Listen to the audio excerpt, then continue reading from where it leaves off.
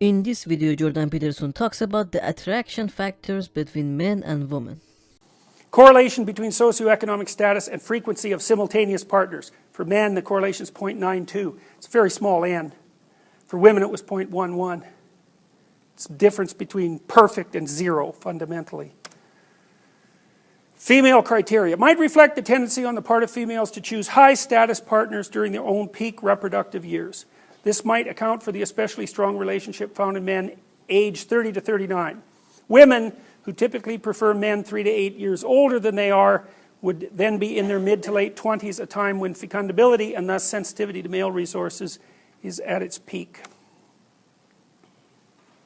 Evolutionary related hypotheses about gender differences in mate selection preferences were derived from Trivers' parental investment model, which contends that women are more likely than men to seek a mate who possesses non-physical characteristics that maximize the survival or reproductive prospects of their offspring.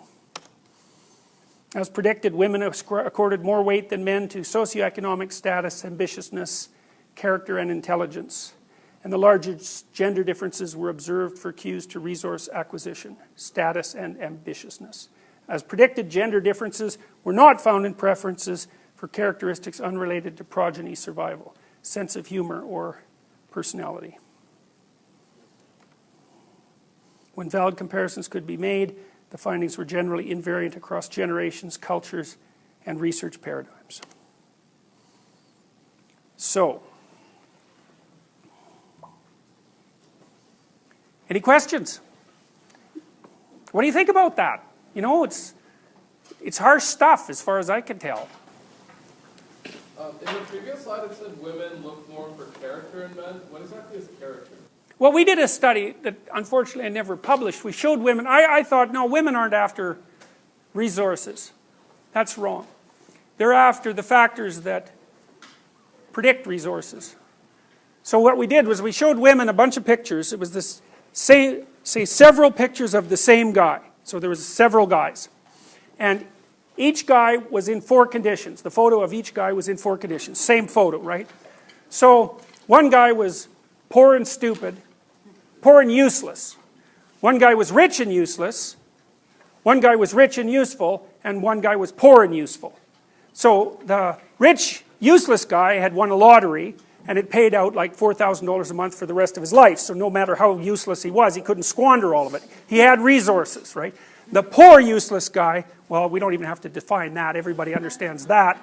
The rich, useful guy, well, that's easy to understand. The poor, useful guy worked for a non-governmental agency. It was a charity, you know, in a charitable organization. And so he had high occupational status but low income, and that wasn't likely to change.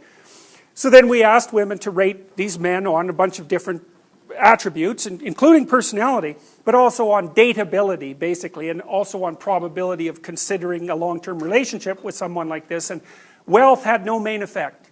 The only effect was usefulness. So the poor useful guy and the rich useful guy were attractive, more attractive to the women than the 2 useless guys, regardless of their socioeconomic status.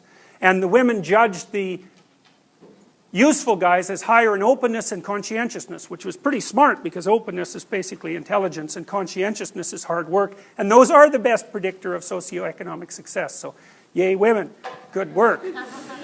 Any other questions? So what do men look for in women?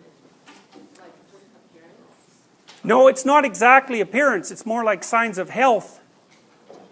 And that's associated, and it isn't even that. The things that have made women attractive to men across time are the things that are associated with health and therefore reproductive capacity. So for example, waist to hip ratio is a marker. 0.68 seems to be about ideal.